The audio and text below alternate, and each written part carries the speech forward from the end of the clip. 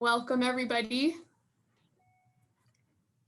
I think everyone's in, and I think we can get started. So thank you so much for coming. Welcome to Tools for the Creative Life, Pricing Your Artwork. My name is Jen Dewey, and I'm an adult programming librarian at Denver Public Library. We are excited to bring you this other installment of the Tools for the Creative Life series. Like I said, today's topic is pricing your artwork, and it's a topic that doesn't necessarily get talked about a whole lot. It certainly didn't when I was in art school many years ago. But it is so important to artists and creatives. So I'm really glad we're discussing it today. This series of workshops is a collaboration between several local organizations, and we all share the common goal of supporting the arts and artists. Each organization is going to have a person introduce themselves after I do a little bit of an introduction. So hang tight for that. We're going to start our time here together with a land acknowledgement that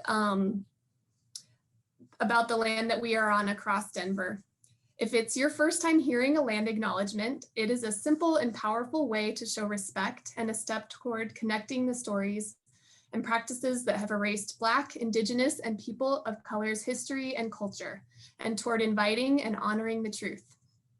Acknowledgement by itself is a small gesture. It becomes meaningful when coupled with authentic relationships and informed action. This is why we begin this workshop with a land acknowledgement. We acknowledge we live, work, and create on land that is the traditional territory of the Ute, Cheyenne, and Arapaho people. We intentionally recognize the 48 contemporary tribal nations that are historically tied to the lands that make up the state of Colorado. We honor elders past, present, and future, and all those who have stewarded this land throughout generations.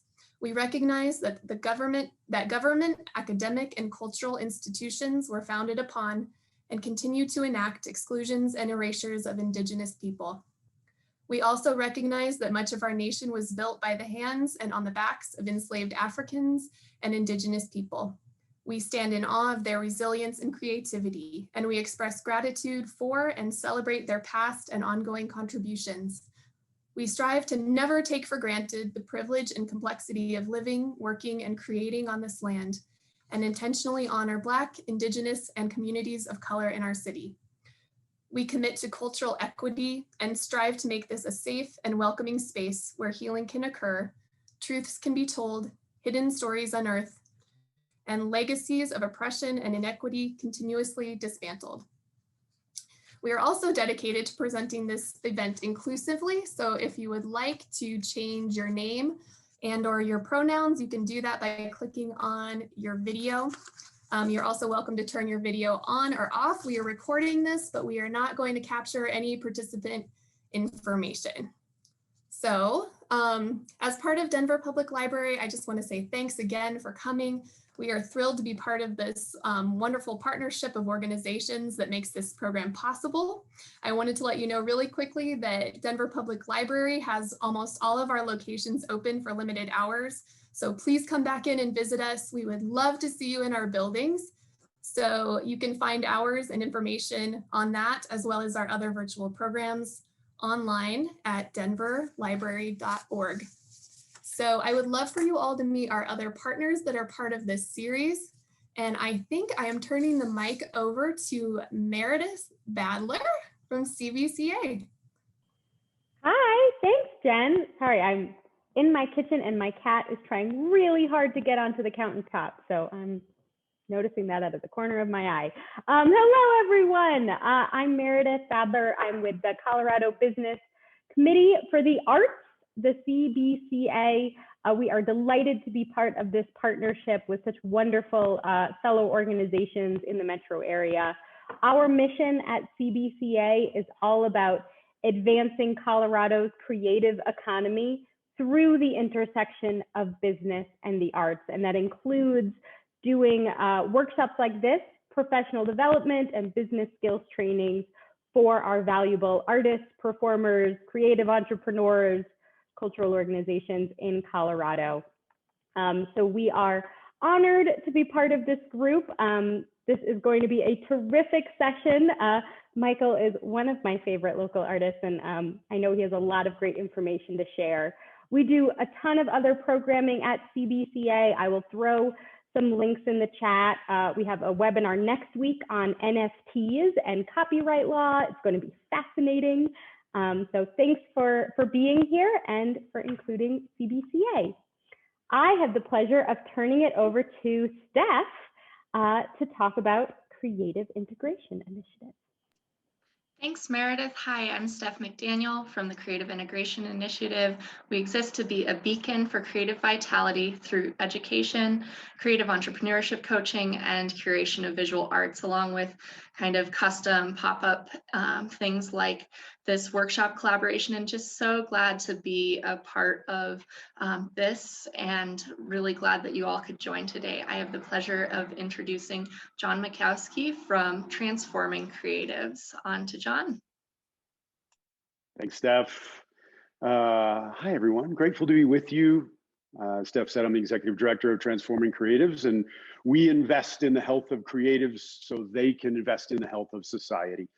And part of our work includes operating a creative workspace in Rhino called Converge Denver that is home to filmmakers and photographers and visual artists and designers and nonprofits and other super creative humans.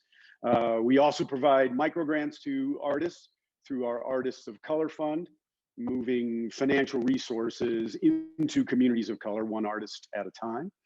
And we also just launched a new program called Creative Assembly that brings artists together for shared learning and mutual support and just other community experiences. The next gathering happens May 8th at 7 and will be live streamed on our Facebook page.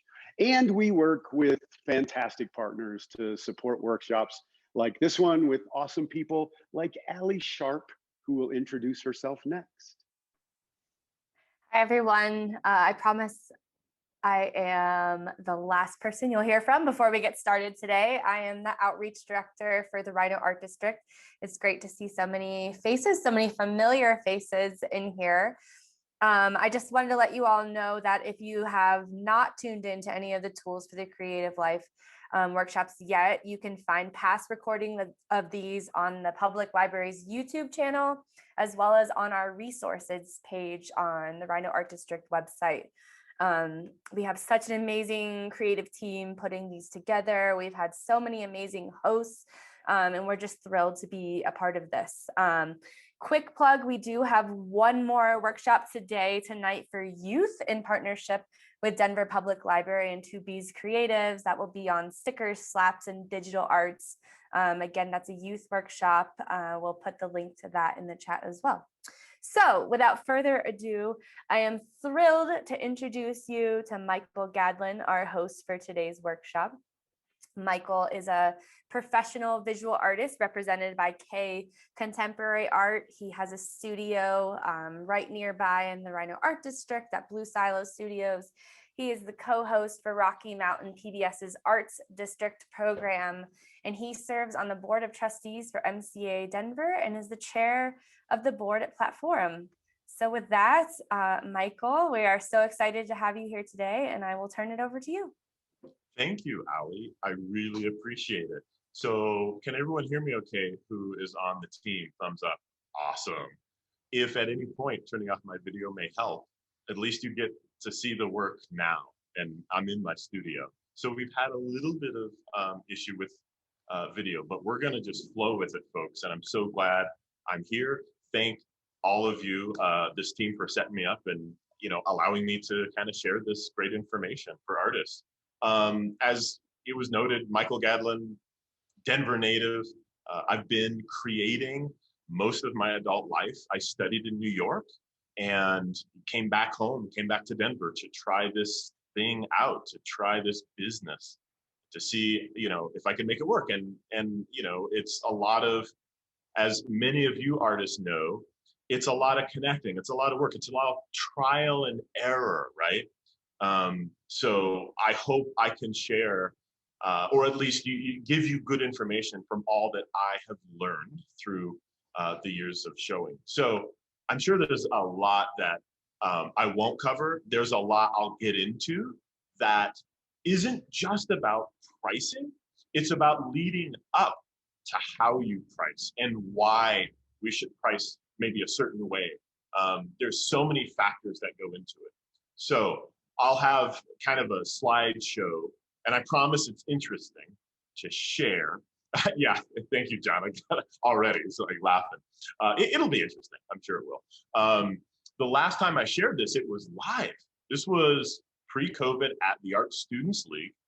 Meredith was there with me, and she brought me there through CBCA. We've done a lot of work together. So getting started, I'm gonna share a book, and I hope you can see it. Is my video still good? Right on. So this book is, it's a handbook for pricing and ethical guidelines is what it says. Some of you might be familiar with it. I also, maybe I should have said this before, I have a background in graphic design, and a long time ago, like when I was in New York, we called that communication design and illustration, but I really got into web building for other artists. And this book kind of is more in line, not with the gallery side, but there's a lot of things that can be implemented into fine art. But it started out as kind of this graphic design, like how to price for graphic jobs. I bring that up because I'm not promoting the book. I wish this was my book. I'd be promoting my own thing, right? But I think it's a good place to start before I go into the slide presentation. And I just want to read this, what I think is an important quote that kind of goes over all the lines in art in any creative industry. And it says here, this is kind of in the prologue. And again, maybe someone can help me put this book title in the chat, just so people can look it up. It's another good resource. It's not perfect. It's not necessarily for the fine art industry, but you can find a lot of good stuff. It says here, of course, pricing is a vital issue, and in this 12th edition offers guidelines to help creatives develop pricing that accurately accounts for both the brilliant and the mundane. Technology has shifted more and more production functions to those who create the work. And their survey, because they've done a lot of research, reflects this. This is where it gets important. Stagnant and even worse, regressive pricing is a trend that over time could erode the talent pool and leave buyers with fewer options to get what they need. All of us working together can do better. And I love that quote because it sort of captures two things that I think is really important. Thinking about where you are in your art practice and where you want to go with it, where you want to show. Because fine art, by style, and I get this a lot when I mentor or do classes, a lot of people think, oh, I kind of price by two things, experience and the style that I'm painting in. And that's not necessarily the case. In fact, if we're not sort of in this together and we have kind of a pricing rubric, or we sort of really respect the craft and we're not undercutting ourselves, because that hurts other artists in the industry, right?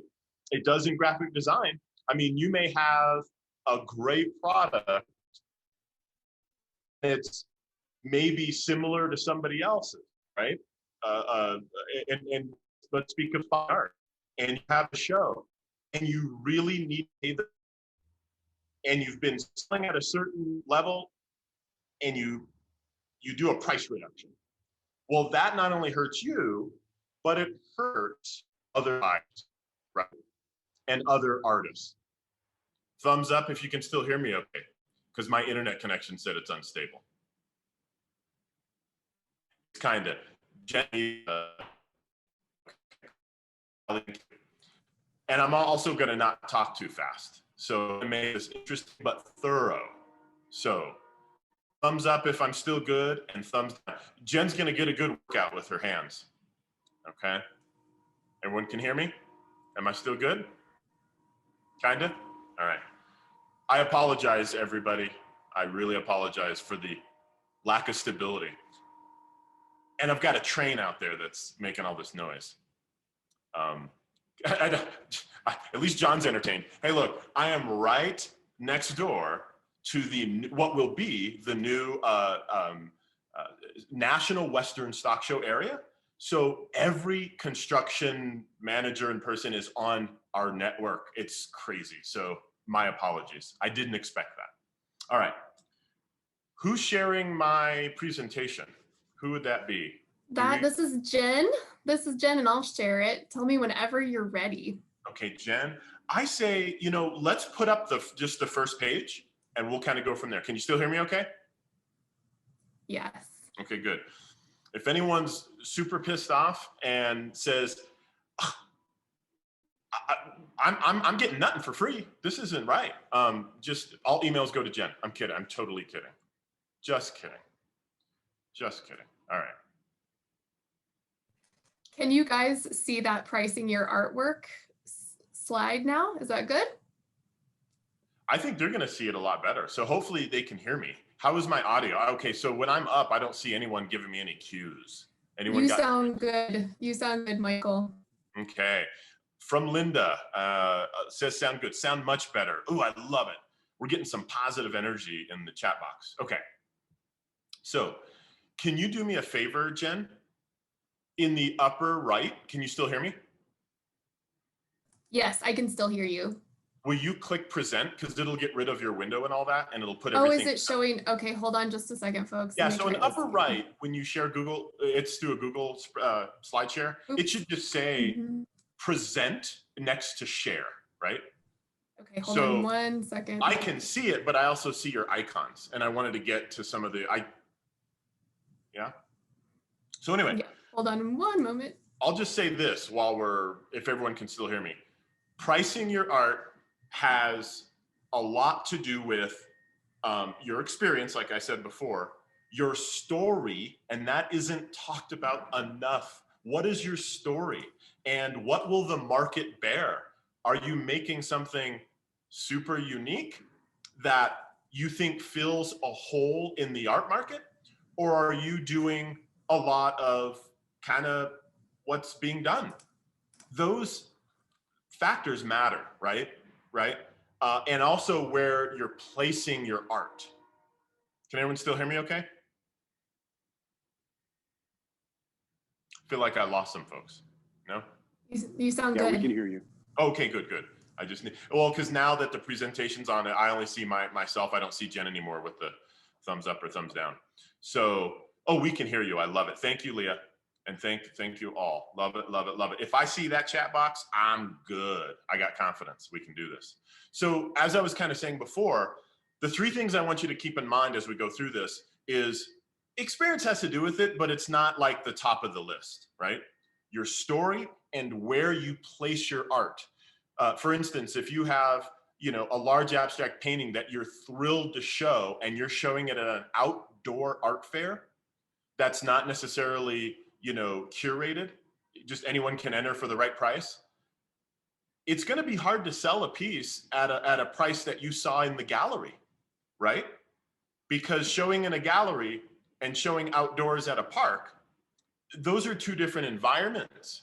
And buyers don't expect to go to an outdoor art festival necessarily and spend $10,000, right? The other factor to keep in mind is, and this is key, and I want people make a note of this, how much of your price and the percentage is being shared or given up for the sale? Meaning, I'm not talking about taxes and all that. That's another issue, right? Pricing your art has a lot to do with, am I paying an art an art gallerist, right? Am I paying, for materials beyond, right? The materials that I use to make the art, or for instance, what I'm thinking about is assistance, right? There are some artists who are in production, and so they have to pay for assistance, right? So all these factors, there's so many that go in line, but you're not going to sell a $10,000 piece or price it with your eagerness to sell and make that sale at an outdoor market as you will in a gallery where, by the way, that gallery is going to take half. Then you pay your taxes out of that half, and then you pay your materials out of that half, and then you might, be lucky if you end up with $2,500 or whatever. So this is business, right? It's kind of just business. Jen, can you hear me okay still? Are we good? You sound great. Awesome. Next, so let's go into these rubrics I created. I created this a year and a half ago, and it still works today. And if we can go to the next slide for everyone, because they're sick of hearing me. They don't want to hear me. I could tell you stories all day. And by the way, I've tried everything. If you think I'm talking out of my left ear, I might be, actually. But the cool part is, I've been in this. I have tried everything. I've placed my art in cafes, galleries. I've had them in museums. And if the museum knew that I was showing it at a cafe, they'd flip out. I'm kidding. I think they're cool with it. Good. I love that someone, Jojo, thank you. I'm sure someone will speak up. I hope so. So part of it is the factors I talked about, and there's so many variables. And part of successful pricing, and really, let's get down to the business of it. It's part of successful selling of your art is asking yourself the questions that I'm going to present and knowing who you are as an artist and what you're in it for. And what I mean by that is, are you in it for gallery representation? Do you want a gallery to sell? Well, then this conversation, right, needs to be also had by you and your gallerist. Where should my prices be since I'm starting out with you? Where getting advice. Pricing is not just up to the artist to figure out, right? You have to have help. It's not a one-man band, if you will. But if you are selling independently and you haven't had a ton of success in the past, here's some key things to kind of think about and start you off, right? So we talked about where will you sell? Will it be online or at art fairs, galleries, and maybe it's all of the above. But you have to create your space. Now, if you're starting out, this sort of screenshot, that is not my art. I pulled that from a gal. I love her abstracts. She seems to sell really well. She sells primarily to interior designers. She doesn't sell, she's kind of, those of you who have heard kind of the what are they, the art placers, the art placing companies to hotels and whatnot. And so the only thing I'm sad about is she didn't put her sizes to give, but we'll get into sizes in a second, to give kind of a relation to those $3,500 prices. She's found a sweet spot. She sells those pretty regularly, not just because of the price, right? But she's found a market. She's found a hole. She doesn't go through the gallery. She does go through an art placement firm. Typically, they will take anywhere from 20, 30 to 40% of the final sale. So you can do the math quickly, you know, so she might be walking away minus 1,500. So keep that in mind. These prices aren't, when you price your art, don't for a minute think, oh, boy, that's all going to me. Like there's things that it goes towards, right? Okay. What I mean on number 2 by what are like artists, what are other artists selling for who have similar experience? Maybe you consider educational background, and maybe you consider city and place. The best way to have success, I'm telling you, in pricing your art is do your due diligence in researching like artists or similar styles or similar work, or even just similar places. Mid-city, you know, it's not one of the coasts. I'm not at the point where my name is national, but there's other artists in my area. Ask questions. Artists don't mind. Visit another artist's website. Talk to a gallery. What are they selling for? Talk to artists who have been in the art fair circuit. Are you having success? What has been the times when you've had least success? Was it a pricing issue or was it an advertising issue? Right? We still good? Number 3, what is your area of focus within your art? So part of value in any market is being consistent. I'm an artist for years who had a representational style, very abstract. And, you know, as you can see behind me, my most recent work, it's kind of a culmination of both.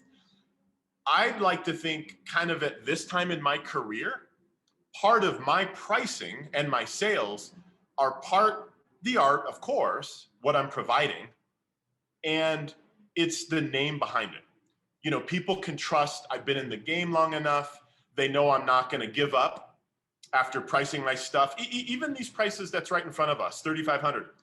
I've heard from collectors who have been absolutely frustrated to learn that an artist gave up and went back to med school or whatever, and they paid. They were trusting. They were believing in the cause, in the artist, and they paid, you know, $2,000, $3,000, $4,000, $5,000. I don't care whether you have that money or not. That is still someone's money, and it's a lot, right? For artwork. So the more you go into this idea that it's about not just getting yours, but respecting the process and the buyer, I'm going to tell you, if there's one thing you hear this. These buyer-artist relationships, collector-artist relationships will last a lifetime, will last your whole career. Those relationships will do more for you than trying to move around fast to all these different, you know, events, trying to do events. That's great to get your name out there, but every artist who's been in the game knows that 1% of 1% will buy from you on a consistent basis. And with that said, you got to ask yourself, do I want to go, you know, from, I don't know, show to show, art fair to art fair, sell a few pieces and release and not worry about the collector base and just go to the next? Or do you want to cultivate those relationships? I know artists that do both. They're not worried about, they really, they're selling hamburgers. I'm not kidding. They're like posters. I just need, it's about the amount I can sell. So it's cheap, right? But then there's artists who are like really about the idea of collecting, that they have a unique product that they really want to, you know, share to the world and get value back for it. Well, therein lies the idea of trust, consistency, right? So be consistent with your work and your market, all right? How much are you putting into your craft? That matters too, right? So all these things add up. On that last note, on that number 4, I've had artists come to me, and it used to be kind of a thing. Some books will say this, and I used to agree. I'm not so much on it anymore, that you price per how many hours you put in to your artwork. Where that is problematic, right? If you've been doing it for a while, your prices are going to be everywhere. And by the way, try not to value your work based on how much heart and soul you put in, right? I'm not saying that's not valuable. It's very valuable. But you cannot price your work consistently and have success if you're like, man, hey, that's my best one. I ain't letting it go for cheap. I don't care what I've shown before. Like I cried during the last part of that. I had tears over it. So that's going to be 50,000 just because, you know, that's my best piece. But collectors and galleries, they feel that. You young, you know, like, and be quite honest, part of your story. Oh, I'm freezing. I'm sorry. I was just getting good too. Man, I was in my thing. Am I back? This was just getting good. You see what they do to me? How are we now? Is John still laughing? Because if he's laughing, I'm good. If not, anybody? Anybody?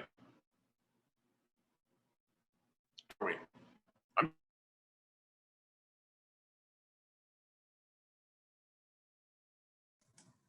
Did we lose Michael, guys?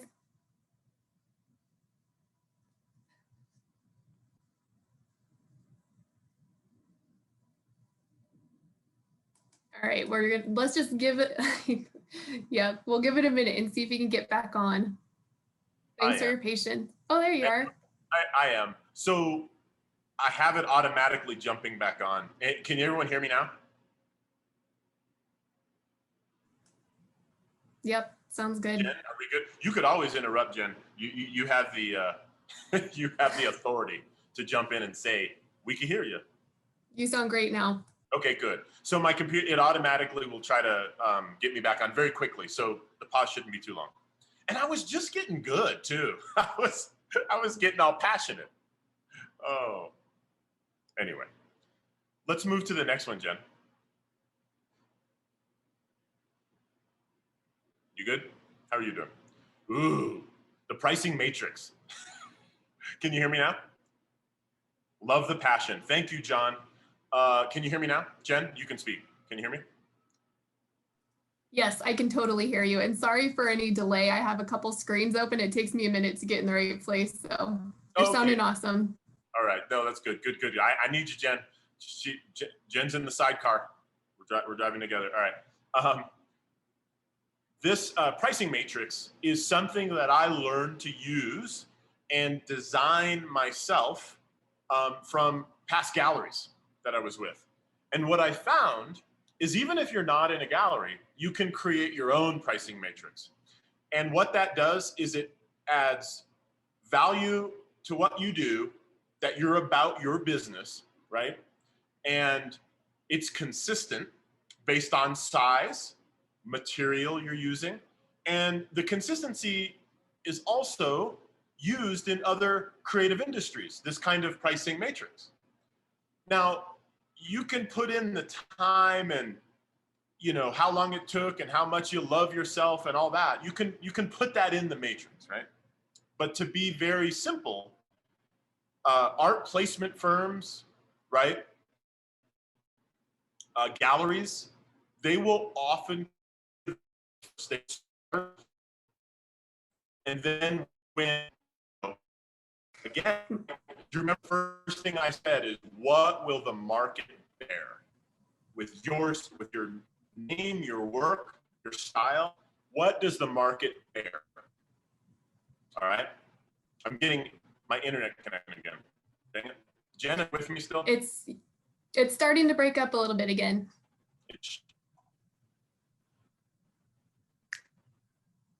I'm gonna do this stuff. All right. Can you hear me now? You might be back. Keep talking. Be back. Okay, good.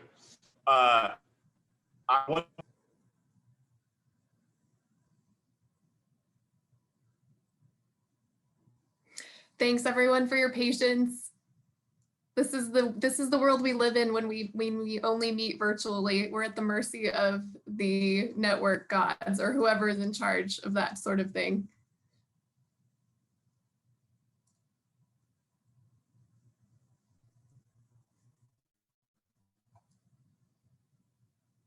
Michael's been able to jump on again pretty quickly, so we'll fingers crossed he can get back in.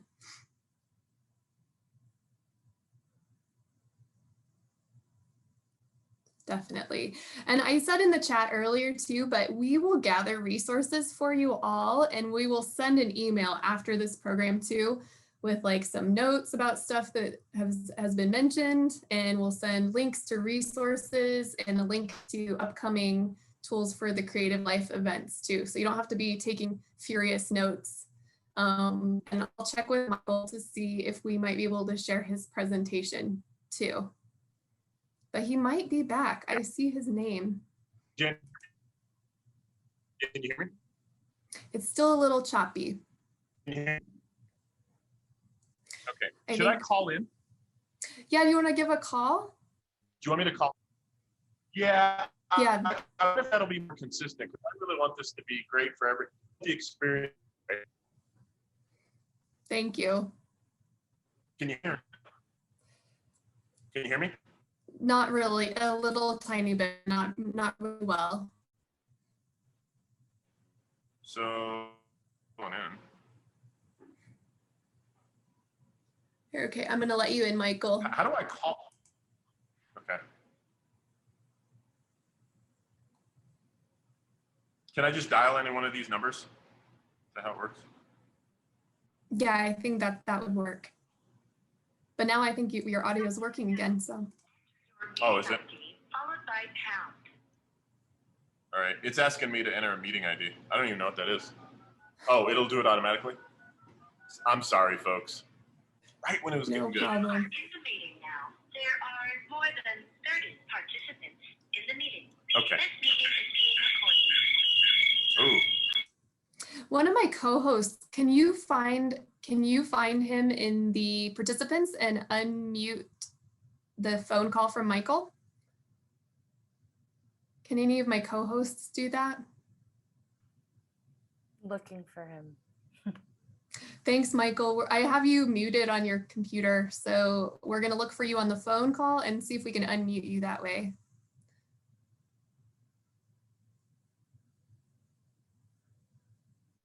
I'm not seeing him yet. All right, can you hear me now? Yes, Oh, Yeah, we got you.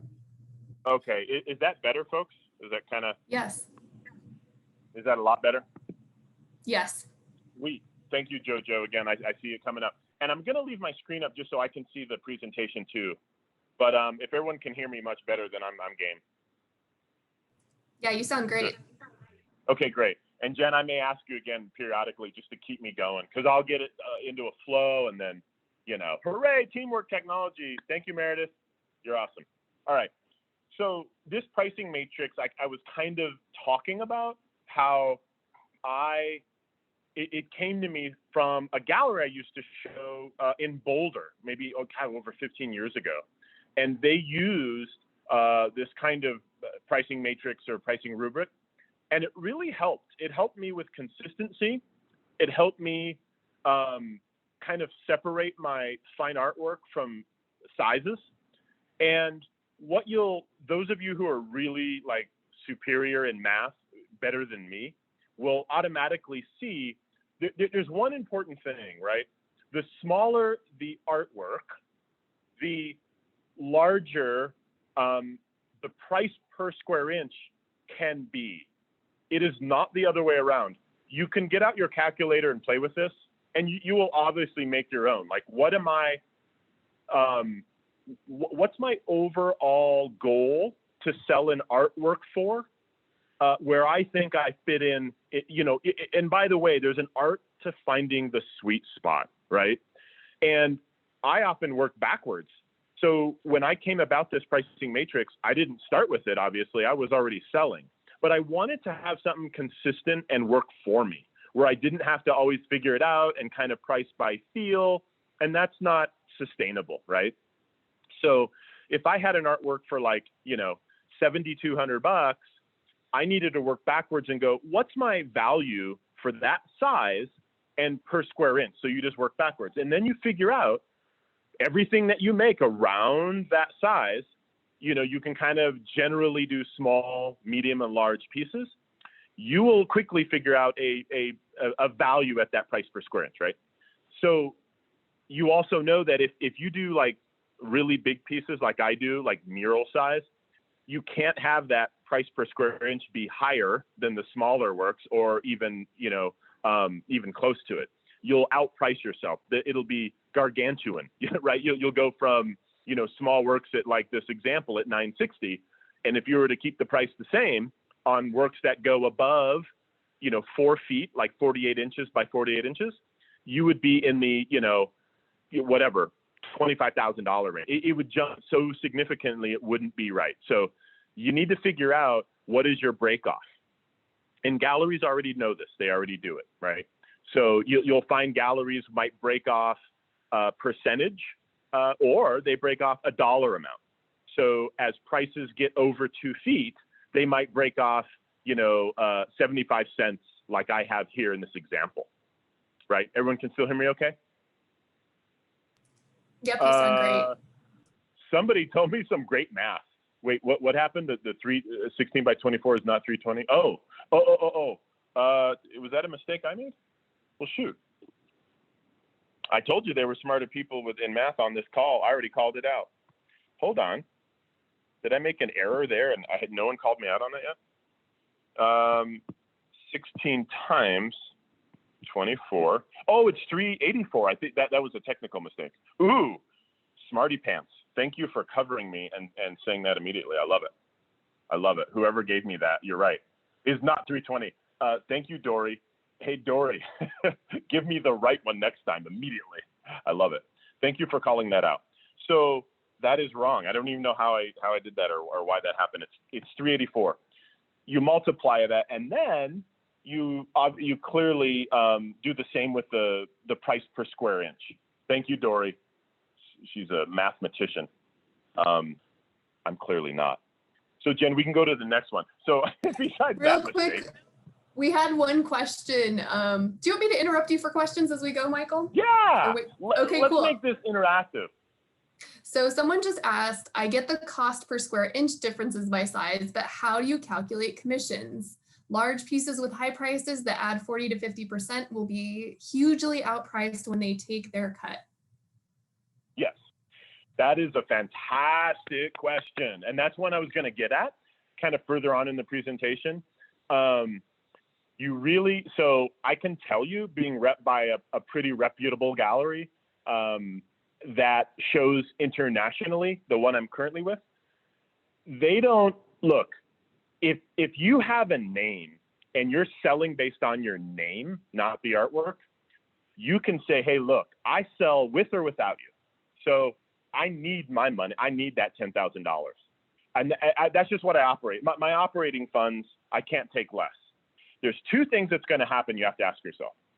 Do you sell off your name or do you sell off the opportunity, the art that, because you are filling a hole, interior design, whatever, commission, like you said. Well, there's a compromise that every artist who's kind of been here, done that before, has to take to keep your prices consistent.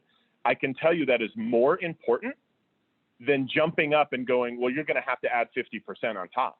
Well, that person won't. You're going to have a hard time working together on the representation that repped you for that sale. And say it's not a gallery, but it's a commission and someone else is involved, like, 9 Dot Arts is a placement company, right? They're not a gallery. So if 9 Dot Arts says, hey, we have a commission for you, our cut is 50-50, you don't necessarily, so they're going to ask you, what's your wholesale price? They need to know what you can take, what you can absolutely bare bottoms take on that sale, because they're doing the work and you have to consider that to make that sale happen. So art, again, the one thing that I can tell you from experience, it will not be sustainable for you to have your normal prices as you would out of studio, get a commission, and then throw another 50 on top, because now you're just taking yourself out of your own market. Does that make sense? I hope so. And I hope I somewhat answered that. I have a lot to say around that. I've got another question that was a little bit earlier too, Michael. Do you have examples of art placement firms? No, do I have examples, like names of them, you mean? Is that what the question's asking? I'm not sure. If someone wants to clarify in the chat. So here, Jen. And by the way, will you go to the next slide real quick? Because I'm tired of seeing that really bad multiplication problem that I just did. God, Dory, if I did it again, tell me now. I'm relying on a guest named Dory who's totally on top of things. Love it. It seems like I'm sure Dory's like, I just multiplied. Like what you doing? So that's a great question. I don't like to, there's so many out there, but 9 Dot Arts is one. I don't want to necessarily plug. You can research these placement firms. They're also art consultant firms, they call themselves. Galleries work with them a lot. I used to show with Space Gallery, and Michael Burnett, who's a good friend of mine and sold through Space Gallery. This is where it gets really complicated, but very interesting. Artists that show in a gallery, well, the gallery price is always, or the gallery cut is always 50-50, unless you sell so much that you can negotiate a 60-40. In some rare cases, that's been the case for some artists. And I've been there. I've negotiated where my gallerist, the gallery owner, the gallery that rep me, realized that I really needed more to produce better and more timely. Yeah, I just, to pay bills. So if you kind of go over your, assessing your expenses, and you really have a good argument and you're selling regularly, you can sometimes negotiate better. But typically, the landscape is 50-50 for a gallery, okay?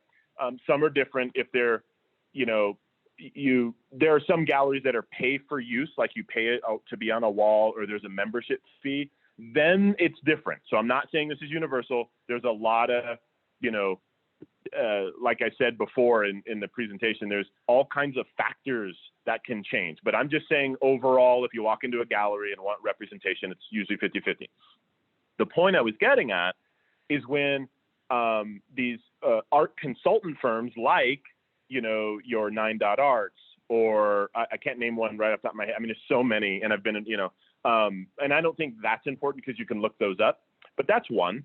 They will often shop for art, not via the artist in their studio. If you happen to know someone and get lucky, then great, you're going through them, and you probably have less taken out of the sale. But most of the art consultant firms go to a gallery to hunt for their art. And here's what happens. The gallery is gladly willing to take it out of their 50%. So what you have, and Dory, I've got this one, Dory, you end up taking your 50% like you normally would, and the gallery takes 25, and the art consultant firm takes 25 off that sale. They split their half of the commission. Now, when you, again, the art consultant firm won't go, hey, can I buy this for wholesale? They have to abide by the gallery prices.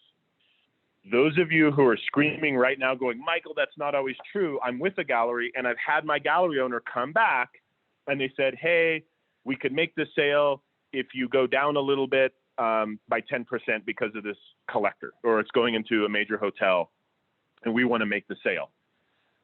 Folks, this happens all the time.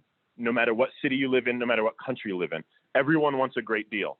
So here's what I say to that person who had the question. I'm gonna go back just a little bit, who said, what if I'm doing commission and someone else is involved? Do I just put 50% on top? No, obviously you don't. You've got to have a sweet spot. You might be able to come up a little bit. You also need a negotiation tool, a negotiation matrix, meaning I know artists that, again, this goes back to if you've been in the game and you're paying your mortgage off your art, you can afford to do this. Some artists, and I won't name any names, know that 15 to 20% ask for deduction is coming. And so they will price that in. They do it all the time. And a lot of younger artists who really want to make the sale, to get their feet under them and to get into the business, galleries will often say, hey, we got a collector who buys from us all the time, and they're going to be a regular collector. Do you mind? They want a deal. Can you take 10% off? Or a good, proper gallery who respects you will always ask first. And I want to say this and make this clear. A gallery should never, ever, ever sell at a decreased price without asking you and consulting the artist first.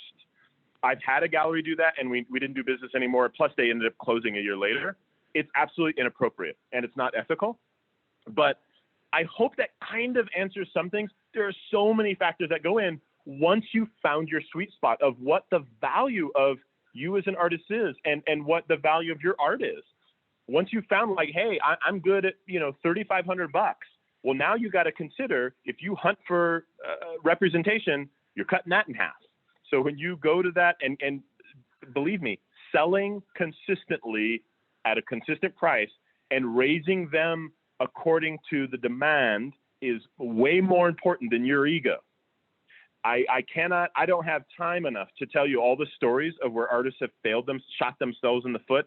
I've done it when I was younger. I was like, shoot, I'm worth more than this. The next show I'm doing, I'm doubling prices. Well, I sold, not enough to pay, the rent. So that was stupid, just because my ego was in the way, right? Jen, how are we doing? Any other questions? I think we're caught up now, and you sound great. Oh, good. Okay. Good. So there's all these factors. So let's go back, right? One of the reasons that I showed this art in this high-end gallery that's kind of funky is it's whenever I show this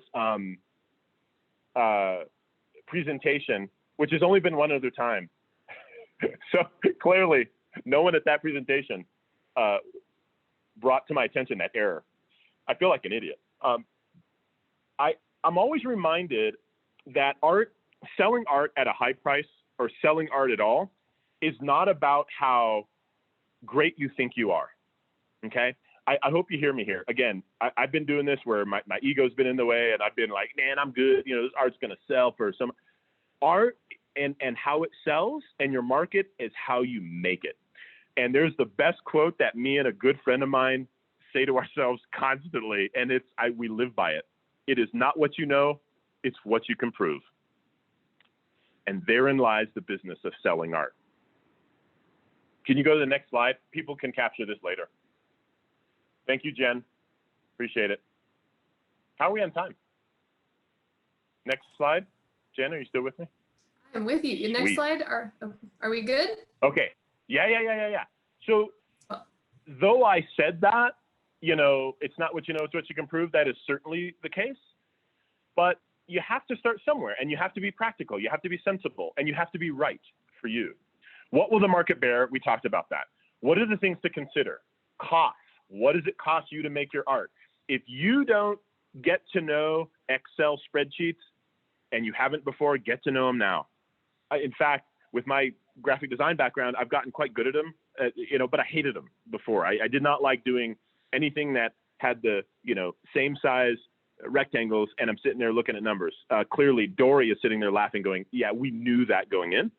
But it's really about the better you know your costs, the better you know yourself as an artist and where you want to go, where you want to show, and how you want to show, the better you will get a grasp on your value. You have to do the work. You have to do the research. Artists will get lazy and go, oh, I got invited to a show. And they'll ask, just kind of off the, seat of their pants. What's someone sell for, before? Well, I'll just price my stuff, just whatever. I don't care. Well, then you're going to get as much, and people who buy, I put myself in this. The more you put yourself in the sort of, shoes of the buyer, the more you're going to see what buying art and the experience is, right? They don't have the same intimate view as you do. So your story matters. Your communication matters. How you advertise really matters to get the eyes on your work. And that can up value, right? So that's where I go with, what's the level of expertise? What's the history of your exhibiting? And obviously, costs and fees and expenses are all part of that. But you've got to really figure out, what's my buyer group? Am I selling at a place where, it has a history of selling art at, $5,000 to $10,000? Again, I go from experience. I can't tell you how many artists have gone into a place sort of blind going, well, it's a gallery, isn't it? $10,000. I mean, but they didn't ask questions. They didn't say to the gallery owner, what's the most expensive piece you sold? What is your sweet spot? What's the price point you sell at to pay your bills? Okay, well, I have, and by the way, artists out there and anyone who, is like considering, it's not about you coming down to anyone's level. It's like saying this, right? Okay, I have art that is the size that fits that price range that I think we both are kind of eager to sell, and it hits that sweet spot. So just because you want to sell your biggest and greatest stuff, it may not be a fit for the gallery down the street that's next to a cafe, right? So you talk to the gallery and go, look, we both want to sell. Obviously, I've got smaller works at the price point that is your sweet spot. Would you look at them? Great. We're all on the same page. And then you go to the gallery that's next to the Ferrari dealership, and you're like, hey, look, you mind putting up my $10,000 works? Great. I've got that kind of clientele. Now we're working together. It makes sense. Does that make sense to anybody? Am I? Okay. Hey, Jen, next slide. I'm having fun. I mean, am I out of my mind? If you are, we're enjoying it. We did have a question. We had a question pop up. Good. And you know what I'm someone not asked going to do earlier. again? I'm not going to ask you if I'm out of my mind, because that's a loaded question. You could say yes and still say I'm doing great. Anyway, sorry, Jen, what'd you say? No, A question from earlier, you had a slide up with someone else's artwork. They were wondering if those were prints or if they, sorry, let me get to the question. Were those originals or were they prints? And that's how a does the great tracing question. And I think that was the first one on the abstract. It's a female artist, and I don't think I had her name up, or it's being cut up at the bottom. I think I gave proper credit at the very bottom, but I think, anyway, your tray is covering some of it. Anyway, no. Here's a tricky situation for a lot of artists. They will be asked mostly, rarely ever from a gallery, whose job it is to pay for and do exhibits, right? Art consultant firms, they don't do shows. They don't do your latest collection, and they don't do a launch party. They don't do exhibits. Art consultant firms, their key business is selling art en masse, right? En masse, if you will, a lot of it. So going back to that artist, I meant to say that I'm glad you pulled back. On one of these, on that slide, and I don't know if you want to go back to it quickly, Jen, if it's easy, we can always go back to this one. It says sold out. And I think that's the artist you're talking about. And yeah, it would be the second slide, right? And artists are asked by all consultant firms all the time, do you mind us mass producing this? Can we either do a giclée, make prints, or could we do posters? That way they get out faster, they're cheaper, and we might be putting them up in a hotel bathroom. If you're down for that and you want that, great. Now, this artist, I couldn't tell when I was researching and I found her if that's the sale price for prints or she meant the original, because I too was a little confused when it said sold out. Here's what I do know. Artists will do two things. They will either they will either produce giclées at any given number until they're just tired, which is not, again, a good practice. And some artists who've been doing it for a while, and maybe their original is like, $50,000, and they in the gallery decide, we could sell a sort of short run of some giclées. And giclées are different than prints because they're a different process of printing, and they're usually bound and stretched. They're mounted on canvas oftentimes. They look like the canvas. Who on this call hasn't been to, like, I don't know, Target or Ross, and they've gone in the section with the mirrors and the art that looks like it's stretched over, stretcher bars? That's a giclée. It's not a poster print. It's not on. Giclées can be on watercolor paper. So what I'm kind of getting at, and probably dissecting too much, is material does matter on a short run of giclées. What she may have done on this, yeah, I love that. Someone said LOL. Thank you, Jojo. What she may have done, and some artists will do this to value their print or their unoriginal up, is they will make a giclée of a work that has sold, or the original is too much and there's sort of a demand for it. And they will do what's called embellishing. They will paint on the giclée. So they may do a run of like 5 giclées, right? And they're a little less expensive. And they do this embellishing, which means they'll paint a few brushstrokes on top to make it semi-original. It's kind of a gimmick, but it seems to work with interior designers when you're selling en masse, like I said before. It's a kind of gimmick that if you're not in the art game for your name and your original art, and you're really just in it to mass produce and sell, then don't worry about it. But again, this gets into that kind of dissection.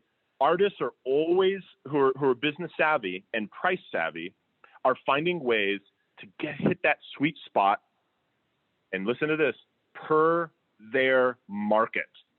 You don't think about this stuff if you're just selling in a gallery. It's overwhelming. But if you're approached, and all this is based off experience. So say you're, showing in a gallery, you're not selling well, and you hit up a art consultant firm. You're like, hey, I want to sell more. And they're like, hey, here's our options. You can sell an original. What price are you at? What's your wholesale? And you're like, wholesale? Yeah.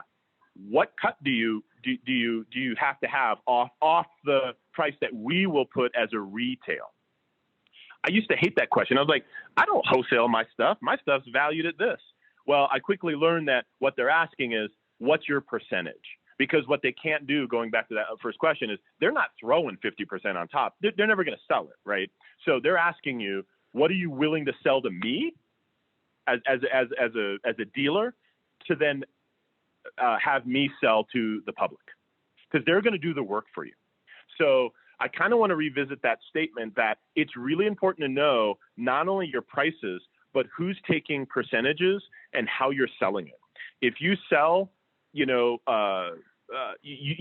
you do not sell to the general public and you're just selling to dealers, your price is going to be different because you're not necessarily telling your story, right? You're not selling a one-off at an art opening to a gallerist who comes in, or to the general public. You have all these percentages in mind. You have a dealer now, and they're the ones who are going to price your art retail. You're just pricing wholesale because you're selling.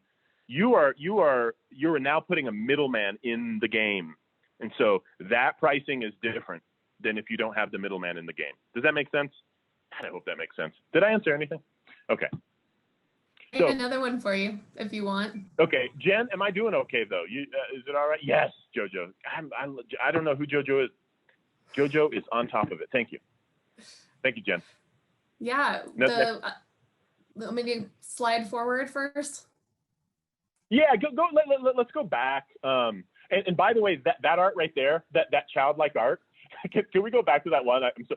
There are artist names. It's just being blocked by your drawer back there. Can you go back to that one? I want to make sure people realize. Just go back one to the really childlike art, please. So this is funny. That art is up in a real gallery, and his stuff is kind of expensive. You can look at him at Rob Nava. Yes, he went to Yale. He has an MFA at Yale. I'm only laughing because I'm actually really, really, really liberal when it comes, to everything, but art-wise, I've learned to understand it by being in, like I said before, I keep saying being in the game, but also doing my research. I don't know if anyone's heard of the artist Cy Twombly, right? I learned about him when I was a freshman at undergrad school at Pratt in New York. Went to the Metropolitan, saw this big piece of art that was the size of a mural, had scribbles all over it. And I was asking, I think it was like I was chatting with, it was either, I don't know, an assistant there in the gallery. I'm like, is this like the guy that's famous for selling $1 million pieces that, oh, my child can do that statement that has become so, oh, my child can do that. Like, don't buy art that your child can do. And that person at the Met was like, yeah, like this is, have you heard of Cy Twombly? And I learned, I was like, oh, this has got to be a joke. And I got to love his work after doing some big time research, like reading about him, his story, like why the scribbles? And yes, at auction, they're going for like $8, $9, $10 million. And I was like, wow, the value of one's art is not what I previously thought. Of course, I was really young then, but I found Rob, and these are actual pieces. That's not a Photoshop. I am a bug. Well, yeah, I think he's getting the last laugh. That much is for sure. What's the artist's name again? Oh, Cy Twombly is the one I mentioned. Super famous. So Jean-Michel Basquiat, who some of you may or may not know, was influenced by Cy Twombly. And I sort of look at art that really takes risks. And, folks, look, I have a lot of assistants that work with me in my studio. I shouldn't say that. Stop it. I have a few that help me out. What I meant is through the years, they go on to do other things. I've helped mentor, and then they help me in the studio, and it's kind of a trade. There's a few that I've most recently that have graduated from like Rocky Mountain, College of Art and Design, and one went off to it's called it's a studio college. She was in DU, graduated from DU in fine art, but had a residency abroad in the UK at it's a famous one anyway. And she said, because I've been out of school for a while now, that a lot of fine art professors are really pushing this idea of anti-art and anti-painting. Well, I'm old school. I come from, you learn how to paint first, and then you can go off and do whatever the hell you want to do. And I bring that up because people forget that a lot of younger artists are, there's more materials out. I mean, look, the tendency to create art now, toward, using, different technologies is what I was trying to spit out, is really important to sort of, the new natural evolution of asking ourselves what is art? And I say all that because it gets to this basic question. Well, how do you value art if it doesn't look like what we think traditional art looks like? Look, it's what the market bears. It's not what you know, it's what you can prove. But you got to find your sweet spot and know your market. It's always going to come back down to that. I hope that's helpful. At this point, I'm just telling stories. But I think it's so interesting that this guy, Robert, when I was MFA at Yale, I was jealous in one hand, and two, I'm like, damn, I could have, not even worried about like my MFA that, I still don't have, and like draw like that. Isn't it funny? It just goes to show you that anyway, it's the market. Jen, I digress. Yes, LOL. Thank you, Jojo. Can you move to the slide past me before my long hair standing in the studio? I think it's slide number 6. How are we on time, Jen? We are pretty good. It's 2:10 right now. We're set to go to 2:30. And then there was one question, a quick question. Please, interrupt. What if you are working with a newish gallery that, sorry, the questions keep sliding back up. What if you're working with a new gallery that maybe hasn't sold much yet? Ooh, well, then there's 2 things that can happen. You have to sit down and have the conversation with that gallerist, and ask them what their goals are. Are you selling to, walk-in people? I mean, look, it matters. Galleries that are heavy hitters in the art market are not waiting for walk-ins. They're on the phone. They're entering their artists into shows for them. They're like, like Doug Cassina, the owner of K Contemporary that I'm rep by, is, he's always like, hey, we're doing the New York show or the whatever, the Miami Basel, I'm doing an offshoot, we're going there. Like, he picks and chooses. So he's doing the hard work. He's doing the legwork. If a gallery's kind of, brick and mortars are changing, right? They're not all the same anymore. A lot of people are doing online sales, which again is a whole nother thing. Like, how do you price for exclusively showing online? Like, do people just kind of come across you and go, hey, honey, you want to write a $10,000 check? I think they take Venmo too, whatever. Like, we have yet to see a market where people are going to buy off the internet on your PayPal through your site at like over 10 grand. It doesn't happen a lot. And of course, there's people on this call who would say, yeah, but look what, the Saatchi Gallery does.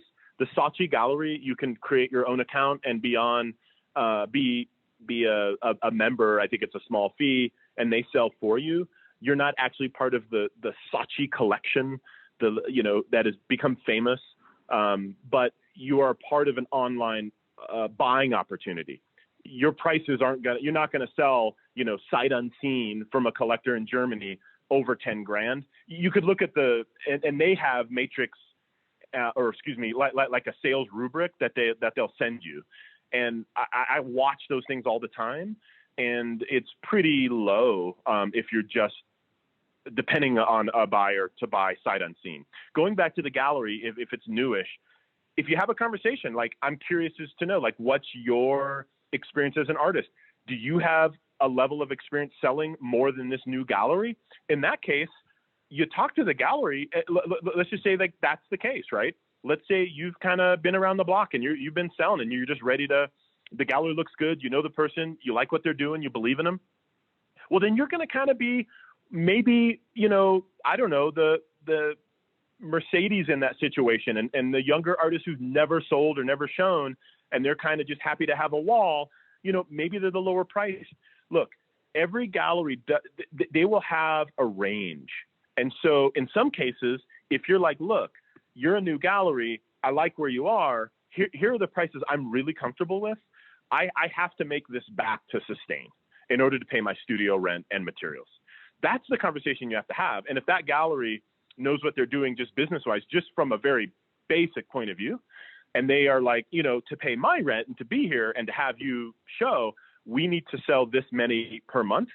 you guys are going to have a conversation. You're going to be like, okay, you might be on the upper end of what I like to show, but let's try 3 or 4. So you have the conversation. You don't have to show 15 pieces. You might say, hey, can I show 2 or 3 at this price? And let's see how it goes.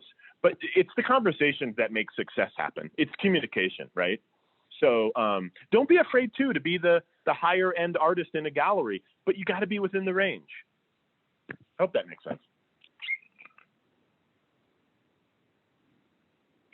Jen, any others? I think we're caught up. Oh wait, one just popped up. What if you have 0 experience? Just want to get an idea of how to initially get started. The $10,000 pricing that you keep talking about doesn't really seem right, regardless if old gallery or new gallery. Can you talk a bit to new artists starting out? Yeah, so galleries that I've talked to, asking the questions to them, and sometimes you can cold call them and just say, hey, and again, this depends on experience, right? Sometimes galleries will say graduates who have gone through an art program, fresh out of school, and their work is, whatever side, like, they have a certain clientele. They will say, we'll kind of start you off in the $2,000 to $3,000 range. And that is a figure I've actually been told. Like I've asked my galleries that I know, like, what would you sell a graduate who's an undergrad, who's come into the game, has good work that you like and that you're willing to sell? What would you say that, and if they've never sort of discovered a market?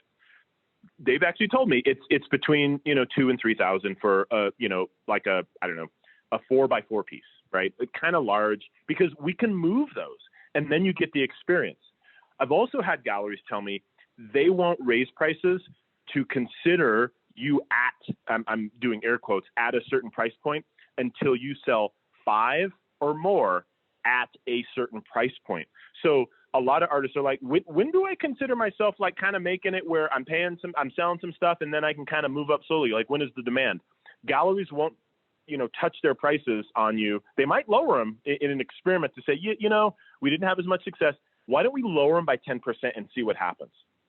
So this kind of experimentation isn't wrong. It happens all the time, and you got to feel it out because markets change and they're different. To that question about $10,000 doesn't seem right, I keep spitting that out because I don't want to have the conversation of underselling fine art and original art. A lot of people, either on this call or just in general, are often shocked at the price and value of art and what people are willing to pay. I find, surprisingly, there are more people that have discretionary funds or save up. I've had couples come up to me, for instance, and say, we buy one original art piece a year. That's what we budget for because we're that into art. And this is our budget. What do you have for $6,500? Whatever. And when, we obviously they did their due diligence, they liked my work and they came to me for that reason. They're not just going anywhere. But people will save. People take this serious. That's what I meant before. Like, you got to respect the process, and not only yourself, obviously, and what you do, but you got to respect the buyer and the process and being an original artist that does original work. There's a lot that goes in, but it's not like a big math equation. It's not like rocket science. You have to ask, like, what is other artists who have come out of similar schooling, or maybe not, maybe you're self-taught and you're getting in the game at an older age and you're showing for the first time. Well, then you got to say, where am I showing? First question is, am I showing in a gallery or am I showing in an art fair? You got to tap people on their shoulders. You got to get the shyness out. You got to go, what is sold here well? What is a good price for me? You should know that before you go in. I don't know if that really helps ask that question. I know you were, someone said, like, you throw the $10,000 and that doesn't seem right. Well, you know what? It might seem right. Everyone know the artist Jordan Castile, who blew up quite quickly? She's a good friend of mine. I know her family very well. Her dad I call Uncle Charles. That's how well I know the family. She went from selling work out of the gate now, and she also did her 2-year MFA program at Yale as well. She, out of the gate, was selling, I think they were like her big canvases too. I'm talking like, 5 by 6 feet. They were like $3,800. 55 was the most. 10 years later, after a lot of hard work, and she ended up getting into a gallery in New York because she stayed there. And quite frankly, I remember her mother, Lauren, who's a good friend of mine, asked me in my studio, like, it was probably 12 years ago now, said she has an opportunity to show, there's this gallery and it's a gallery cafe that wants to show her here. Do you think we ought to take it up, or just, stay in New York or come back home to Denver? And I said to Lauren and Jordan sitting right there in front of me, I said, if you have an opportunity to stay in New York, you need to stay there, because you'll take off much quicker and you'll have just a better kind of marketability and experience. Now, this is coming from me knowing her background. She's a fine artist. She does originals. She doesn't do posters, and she's about selling the brand, right? And she also had a unique product. She was a BIPOC, biracial, bicultural female who was painting Black men. Her subject was very timely. People wanted it. She went from those $3,500 entry. Now, this was just, she was 21, 22, no, probably 22 at the time. And went from that to last year, the year before, they were going at auction, those same ones now, for $750,000. So I can tell you that fine art originals, if you're really good at what you do, it doesn't matter how long you've been doing it. It's just like, are you getting attention? Are you good at what you do? Are you making, a dime a dozen, kind of like everyone's doing landscapes and whatever, flowers? And that's fine. Look, I don't want people to feel like I paint landscapes sometimes, but a landscape is a dime a dozen. What's your story behind your landscape? Are you doing art that is so personal and so unique, and it's really good that it fills an empty space in, sort of the art market? Are you really thinking that subject, your brand through your sort of product? That will not, this isn't based off my opinion, that will deserve usually, excuse me, it'll command, I apologize, I didn't mean the word deserve. It'll command a higher price point. Your story and your unique filling a hole of art that maybe isn't seen everywhere. It's super unique. Now look, if you're good friend of mine too, Kwong, does anyone know Kwong Ho? They know that name? I used to work under Kwong. He's a good friend now. I took his class when I was 22 at Art Students League. Kwong makes great money selling his art. He knows his market. He does still lifes, figures, and landscapes. But he's so good at it. He has his own touch. He really understands he's not just making a picture, right? He's also had, like videos made in his studio, this process that matters too. Like he understands the story and the brand behind it. He also uses his, Vietnamese background. Like, look, I'm biracial, bicultural, obviously. I think there's an element of like kind of understanding who you are and saying, look, I'm not going to pretend to be anything else but myself. And maybe does that add value? I don't know. I think we're getting to a point where it's an even playing field, and we can certainly have those conversations. But like in Jordan's case, she blew up quickly because of the market she was in, and she had someone else doing the really hard work. I mean, she had to paint the pieces, obviously, but they marketed the hell out of it, and she was in the right place, right time. Don't let $10,000 feel or seem like a lot. Like, it's really not. Look, the pieces I'm selling my art for, Jordan's paying taxes, or it is the tax on her art. So I'm jealous. Anyway, I don't know if that helped anyone at any time. So any other great questions? Smile, love it, helpful, thank you. Courtney, you're awesome, I appreciate that. No, but to start somewhere is simply asking questions, having a good, healthy conversation. I wouldn't like go to the library immediately and go, oh, we gotta, can everyone hear me okay still? This is Yep, like a call coming in. Okay, Yep. good. Wouldn't you know it, the one time I'm on a roll, a call comes in and I'm like, wait, what's happening? Thank you, Janelle. What I was going to say to the person who asked about kind of the entry level, having conversations and really, because it has to be a conversation, and just doing some research. But I would avoid getting like every book on art business and showing, that's not going to be super helpful. Maybe it is. But if you just have a conversation with someone who's had experience, find a mentor, find a gallery who's willing to answer questions truthfully, like go in and say, hey, what pays the bills? I'm just curious. Is it the artist over here that does landscape? Like, I looked at your site. You've got an array of artists. Some do figure. What's your best-selling style? And like Michael Burnett, I can tell you, it's the abstracts. It's the non-representational work. I know that. That's what pays his bills. He'll show a figurative artist now and again. And I happen to know those figurative artists. Yeah, it's like, it depends on what's going on. What are the trends? And not that you paint for trend, but it does affect you. It does affect you.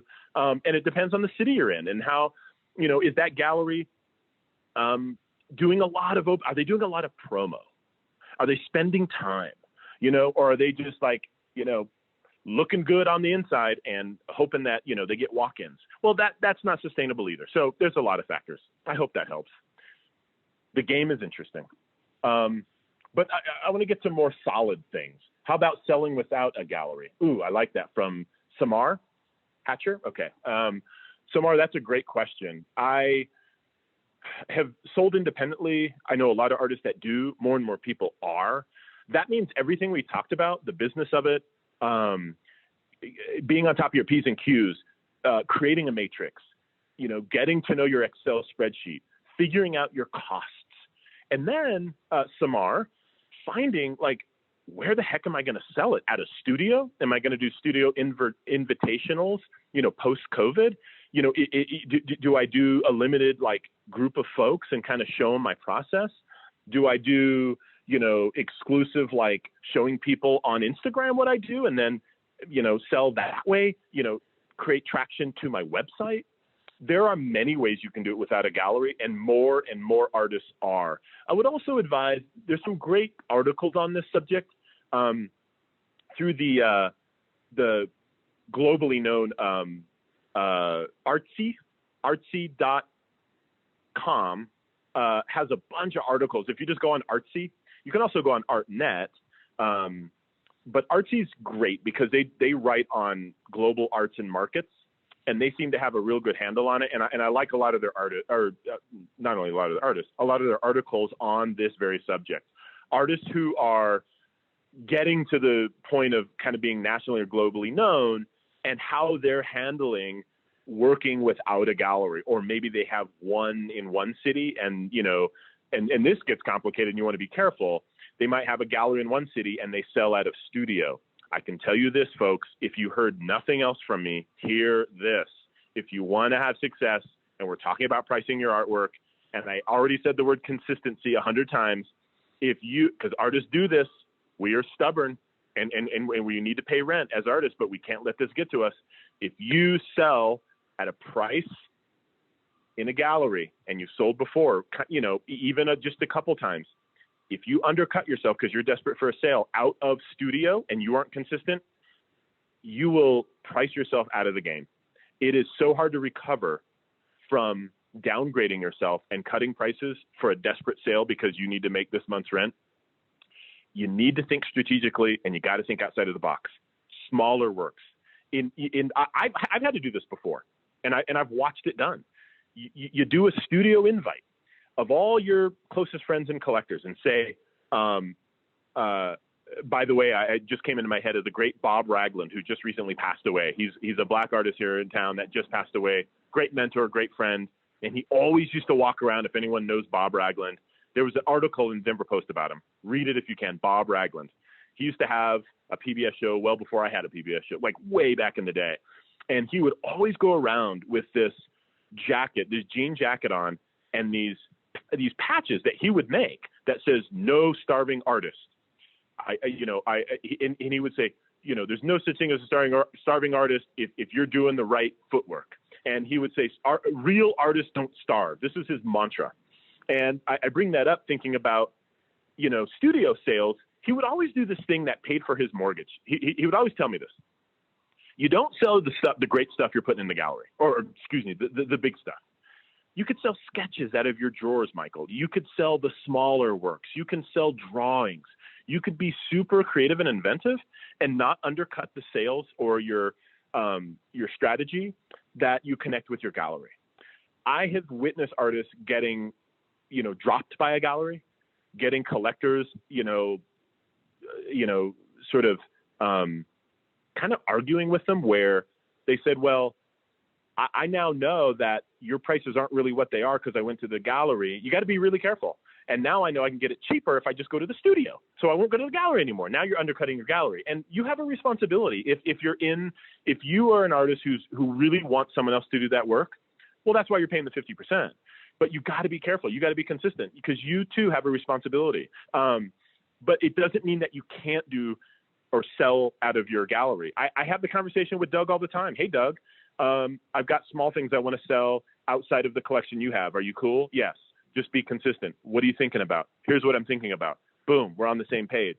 I get to do that. So I do an open studio. I'm selling stuff out of my drawers. I'm getting rid of stuff that's, piling up. People love the artist studio and the studies and the story. And so that's a whole nother thing where, since we're on the subject of business and pricing, I can feel good getting rid of a few studies and sketches that are piling up, and they're never going to see the light of day. I'm not going to frame them. And collectors love that. And it gets a collector in at a price point that's reasonable for $100, $150, couple, whatever, $50. You sell what you want to sell. It is your story. You're the one who's cultivating this relationship for long, hopefully long-serving collectors who support your process and who you are. But all these factor in. I hope that helps. Like, look, I've got a friend who's on the board with me at PlatteForum, and he collects little tiny pieces that I think are studies of Detour's work. Thomas Evans, right? Thomas Evans, a friend, I know him. And you talk about an art marketer. He's like the pinnacle of like the self-made art marketer, right? And he's kind of known for his street art. Well, he also knows like he's not going to sell a wall. That he might get commissioned and paid really well for one wall, but he's really smart. He's gotten savvy. He'll sell these little tiny canvases. And I brought up my friend who's on the board because every time we're on a Zoom, I could see all these like little pieces behind him that he hangs. And he's still in school. My friend who's on the board, and he collects from all kinds of artists, little things that are no bigger than like, I don't know, 20 by 20 inches, smaller than that. They're like, I don't know, 10 by 10. And he's got this wall. You can start collecting anywhere, anytime, at any price. You have to be the artist that knows, hey, look, that's my market. That's my entry point. I want those people in my studio. And then you can go big. So it just takes, a little research, being savvy, and so on and so forth. Thank you, Jojo. I'm probably rambling on now, but I'm just excited. There's so many things to like get at, and I know there's not much time. Hey, Jen, will you go to the next slide? How much time we got? Oh, we're almost overtime. Are we overtime? Jen, we are overtime. Yeah, we're overtime, but I want to honor everyone's time. If you need to jump off, that's obviously cool. But yeah, if you want to go a little bit longer, if people don't mind, hey, look, Michael and all invited to present. Oh, I love that. I read, Jen, will you read that last one? It looked like they were saying something cool. Yeah, Michael, and all involved presenting this. Thank you. Incredibly helpful and exciting and inspiring. Thank you. Thank you. I'm so glad. I'm so glad we made it work. Yes, thank you, Jojo.